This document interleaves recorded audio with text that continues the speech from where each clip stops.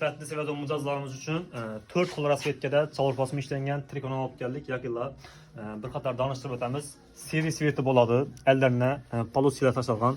Qaranglar. В общем, cho'tki, yengilgina açık sveti bo'ladi. Xohlasanglar, bu tarafda undan ham açık sveti bor, akım tur sveti. Bularga xohlasanglar reminasiyonlar ham bo'laveradi. Eldalari polni ochiladi, zamoklari bor. Chavurda bo'lib turadi.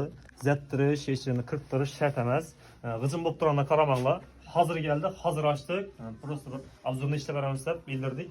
Bir yan tarafta xohlasanglar balık tüyü sveti bor. Xohlasanglar ko'p adam qisli kamal deydi remenda. Remen ildirmasanglar, kurunu balab qo'ysanglar ham bo'laveradi. Yakınlar yurib turibsizlar kuyni. Buna elde polni ochiladi, zamokli. Bir yan tarafta mokri sveti bor. İki paçka, iki xilidan velikan razmer bo'ladi. Mokri sveti bilan balık tüyü sveti 31 dan 38 ga дейін bo'ladi.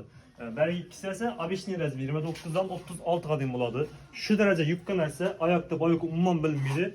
Giysenler işten sürgen de olasızlar. Dım çot ginerse yengilgene bir malak yaptık hayat estezi oladı. Bakasını skikçede 99 milyon koyduk. Bir malak geleveresiyle dükkandan mevcut kalamız. Razmerlerimiz tolu kanalından geleveresiyle